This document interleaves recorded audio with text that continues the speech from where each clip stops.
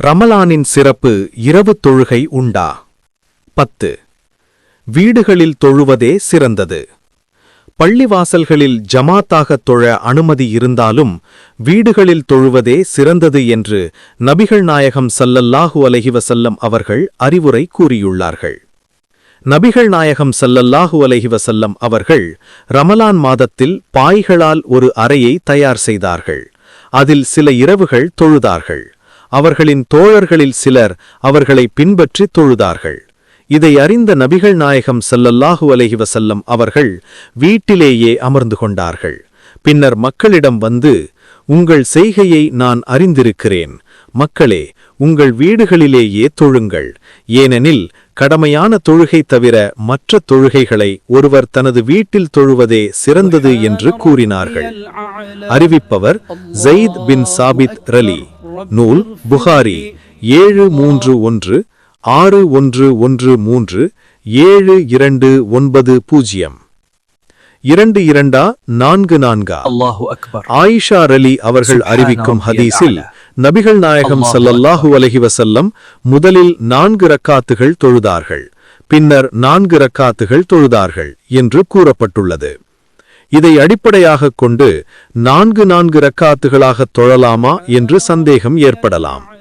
அந்த அறிவிப்பு மட்டும் வந்திருந்தால் 4 ரக்காத்துகளாக தொழ வேண்டும் என்ற முடிவுக்கு வரலாம். அந்த ஹதீஸை அறிவிக்கும் ஆயிஷா ரலி அவர்கள் பின்வருமாறு அறிவித்துள்ளார்கள். நபிகள் நாயகம் ஸல்லல்லாஹு அலைஹி வஸல்லம் ஒவ்வொரு 2 ரக்காத்திலும் சலாம் கூறுவார்கள். ஒரு ரக்காத் வித்ரு தொழுவார்கள். நூல் இப்னு மாஜா 1177 1167. நபிகள் நாயகம் ஸல்லல்லாஹு அலைஹி வஸல்லம் ஒவ்வொரு 2 ரக்காத்துகளில் சலாம் கொடுப்பார்கள். ஆயினும் 4 ரக்காத்து முடிந்ததும் சற்று இடைவெளி கொடுப்பார்கள் என்று புரிந்து கொண்டால் நபிகள் நாயகம் ஸல்லல்லாஹு அலைஹி வஸல்லம் தொடர்பான 2 ஹதீஸுகளும் முரண்பாடு இல்லாமல் பொருந்திவிடும். நபிகள் நாயகம் ஸல்லல்லாஹு அலைஹி வஸல்லம் அவர்களிடம் ஒருவர் இரவு தொழுகை பற்றி என்ன கூறுகிறீர்கள் என்று கேட்டார். மிம்பரில் இருந்த நபிகள் நாயகம் ஸல்லல்லாஹு அலைஹி வஸல்லம் அவர்கள் இரவு தொழுகை 2 தொழ வேண்டும் என்று விடையளித்தார்கள். நூல் புகாரி 472 473 1193 1113. நபிகள் நாயகம் ஸல்லல்லாஹு அலைஹி வஸல்லம் சில வேளை 4 ரக்காத்துகள் தொழுதார்கள் என்று ஆயிஷா ரலி அவர்கள் அறிவிக்கும் ஹதீஸுக்கு விளக்கம் கொடுத்தாலும் இந்த ஹதீஸ் நமக்கு தெளிவை தருகிறது. நபிகள் நாயகம் ஸல்லல்லாஹு அலைஹி வஸல்லம் செய்தது ஒரு விதமாகவும் நமக்கு சொன்னது அதற்கு மாற்றமாகவும் இருந்தால் நாம் அவர்களின் சொல்லைத்தான் எடுத்துக்கொள்ள வேண்டும். இரவு தொழுகை 2 என்று தெளிவாக அவர்கள் கூறிவிட்டதால் இதையே நாம் கடைபிடிக்க வேண்டும். இரவு தொழுகையை பிரித்து தொழுதல். நாம் எத்தனை ரக்காத்துகளை தொழுகிறோமோ அதை ஒரே மூச்சில் இடைவெளி இல்லாமல் தொழ வேண்டும் என்று எந்த கட்டாயமும் இல்லை. ஒரு பகுதியை தொழுதுவிட்டு வேறு வேலைகளில் ஈடுபட்டுவிட்டு அல்லது உறங்கிவிட்டு எஞ்சியதை பின்னர் தொழலாம். நபிகள் நாயகம் ஸல்லல்லாஹு அலைஹி வஸல்லம் இஷா தொழுதுவிட்டு வீட்டுக்கு வந்து 4 ரக்காத்துகள் தொழுதார்கள். பின்னர் தூங்கி எழுந்து 5 ரக்காத்துகள் தொழுதார்கள். அறிவிப்பகர் இப்னு அப்பாஸ் ரலி. நூல் புகாரி 117 697. நிற்க இயலாத போது உட்கார்ந்தும் தொழலாம்.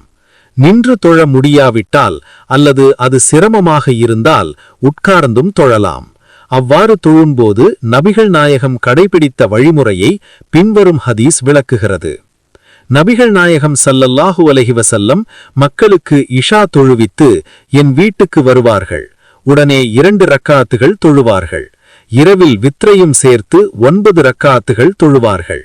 நீண்ட நேரம் நின்றும் தொழுவார்கள், நீண்ட நேரம் உட்கார்ந்தும் தொழுவார்கள்.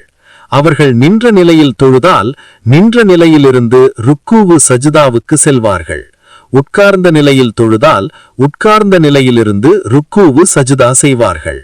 அறிவிப்பவர் ஆயிஷா ரலி. நூல் முஸ்லிம் 1323 1201. இரவு தொழுகை விடுபட்டால். நபிகள் நாயகம் ஸல்லல்லாஹு அலைஹி வஸல்லம் அவர்கள் இரவு தொழுகையை விடாமல் தொழுது வந்தாலும் சில நேரங்களில் அவர்கள் இரவு தொழுகையை விட்டதற்கும் ஆதாரம் உள்ளது. நபிக்கு உடல் நலம் குன்றிய போது ஒரு இரவு அல்லது 2 இரவுகள் அவர்கள் தொழவில்லை. அறிவிப்பவர் ஜுந்துப் ரலி. நூல் புகாரி 11244983. ஏதேனும் ஒரு காரணத்தால் இரவு தொழுகை விடுபட்டுவிட்டால் பகலில் 12 ரக்காத்துகள் தொழலாம். நபிகள் நாயகம் ஸல்லல்லாஹு அலைஹி வஸல்லம் அவர்களுக்கு வலி மற்றும் ஏதோ ஒரு காரணத்தால் இரவு தொழுகை தவறிவிட்டால் பகலில் 12 ரக்காத்துகள் தொழுவார்கள். அறிவிப்பவர் ஆயிஷா ரலி. நூல் முஸ்லிம் 13581234. நபிகள் நாயகம் ஸல்லல்லாஹு அலைஹி வஸல்லம் காட்டித் தந்த வழியில் ரமலானிலும் மற்ற நாட்களிலும் இரவு தொழுகை உள்ளிட்ட அனைத்து வணக்கங்களையும் நிறைவேற்றி மறுமையில் வெற்றி பெற இறைவனை இறைஞ்சுகிறாம்.